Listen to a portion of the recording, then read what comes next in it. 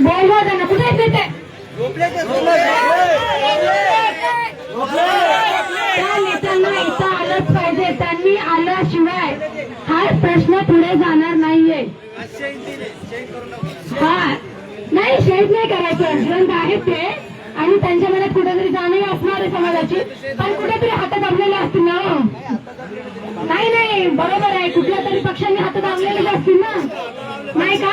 आता कुठे दाबलेले आहेत? पक्षाचे कार्यकर्ते म्हणून दाबलेले आहेत ना. पण समाजाच्या आधी पक्ष कसा काय येतो? जर समाजाने समोर नेले तर पक्षाने समोर नेले का? पहिले तर समाजाने समोर नेऊन ठेवलं ना. मग आता इथं समाजाला गरज आहे तेव्हा कुठे ते पाहिजेत नाही ते, मग त्यांना बोलवा, कशाही प्रकारे हाका मारा, त्यांच्यापर्यंत आपला आवाज गेला पाहिजे. तुम्ही नाव सांगा मला, कोणाचं हाक द्यायची?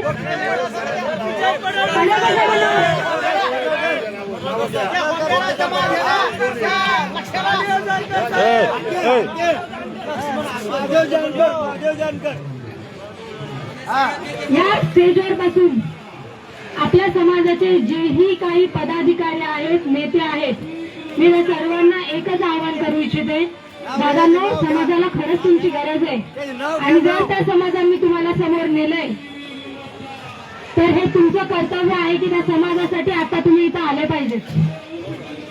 फक्त तुम्हाला ज्यावेळी समाज गरजेचा होता त्यावेळी जर समाज तुमच्या पाठीशी होता, तर आज समाजालाही तुमची गरज आहे. इथे या, तुमची मदतीने जर आवाज संसदेपर्यंत पोहोचत असेल, त्या मंत्रालयात पोहोचत असेल, त्या मंत्र्यांचे, त्या सरकारची कान उघडणी होत असेल आणि आपल्या सर्वांना आपला अधिकार भेटत असेल, तर तुम्ही या, तुमचं कर्तव्य निभवा. त्याशिवाय ह्या गोष्टी पूर्णतः जाणार नाहीयेत. तरी माझी कळकळीची विनंती आहे आपल्या आजी माजी नेत्यांना, आपल्या पदाधिकाऱ्यांना, आपल्या संघटनेच्या वेगवेगळ्या कार्यकर्त्यांना, आता खरी गरज आहे. तुटून पडू नका, वेगवेगळे होऊ नका. समाज म्हणून, एक धनगर म्हणून एकत्र या आणि ही लढाई अजून पूर्ण असण्या आणि आपल्या सर्वांना इथं बसलेल्या सर्व कार्यकर्त्यांना देखील माझी कळकळीची विनंती आहे की आणि आपण आपल्या बायकांना, मुलींना इथपर्यंत आणा. खरंच आणा. कळकळीची विनंती आहे. विनंती करायची गरज नाही पडाव, पण विनंती करते मी तुम्हाला. त्याशिवाय आपल्या मागण्या पूर्ण होणारच नाहीये. 4 जण माणसांनी, अरे 3.25 कोटीचा समाज आपला आणि कुठेतरी 4-5 हजार लोक इथं आल्यावर चालणार आहे का? हा, चालणार आहे का? त्यांची कान उघडणी करायची तर आपल्या एवढ्यांचा आवाज तिथपर्यंत पोहोचणार आहे का? नाही पोहोचणार आहे ना, आपल्याला माहिती आहे ना. मग जे काही आपल्या गावगाड्याची लोक आहेत, चुकीच्या गोष्टींना आपल्या गावात जेव्हा सप्ताह होतो तेव्हा दुसरी दुर्गामाता बसते किंवा काही धार्मिक येतात, धार्मिक कार्यक्रमाला तुमच्या दिल्या जातात ना, आपापल्याकडनं 100पासून 1000पर्यंत गावी जातात ना. मग काढा ना, घर परत देणगी काढा ना, घर परत देणगी काढून गाड्या काढून इथं या. मी म्हणते का स्वतःच्याच पैशाने या, नका येऊ. जो कोणी बघा, जो आपला वेळ देऊ शकतो त्यांना इथे यायचा, जो वेळ देऊ शकत नाही त्यांना पैसा लावायचा. प्रत्यक्ष अप्रत्यक्षरित्या समाजाचं कार्य झालं पाहिजे. आहे ना, आरक्षण मिळालं तर खाण्यास सांगायचं म्हणणार आहे का? जर मी मुंबईला गेलो होतो मला नको एसटी आरक्षण म्हणणार आहे का कोणी? तेव्हा सर्टिफिकेट काढायला तोच पुढे असणार आहे ना, असणार आहे ना. मग या नाही का, कोण अडवलं तुम्हाला? आणि कामात तीर्थ बसणारे का बिनकामाचे नाही आहेत, जे की घरी बसणारे म्हणतील ना शेतात काम आहे का, मला नोकर आहे का, मला काय, मी पण नोकरदारच आहे, तर आली नाही इथं. माझ्या एकटीची गरज नाही, इथं बसलेल्या प्रत्येकाची गरज आहे, घरी बसून ऐकणाऱ्या सुद्धाची गरज आहे. तर याची जाण ठेवा.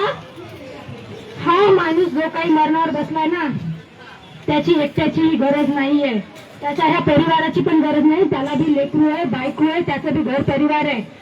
आणि माणसाचं जगणं, माणसाचं जीवन एवढं सोपं नसतं. कोणतरी असंच उदार व्हावं, पण जर एवढं मोठं नोंद करून विभाग इथं आपल्या सगळ्यांसाठी मरायला तयार आहे, तर या सरकारची मारायला तयार व्हा. त्याशिवाय आपल्याला आरक्षण भेटणार नाही. आणि माझी तुम्हा सगळ्यांना कळकळीची विनंती आहे, मी बोललं नाही पाहिजे किंवा मी शब्दही नाही घेणार, पण आपलं आरक्षण अडवलं कोणी माहितीये ना, कुठून अडवलं माहितीये ना, कोण देत नाही माहितीये ना, आश्वासनं खोटी कोणी दिली माहितीये ना, कोणी आश्वासनं खोटी दिली माहितीये ना.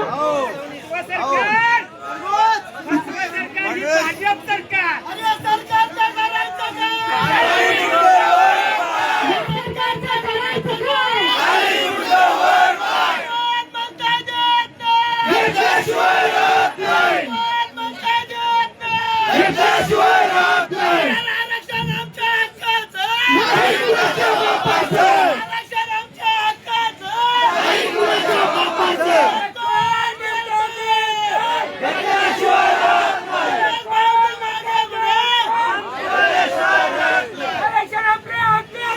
नाही कुणाच्या बापाचं.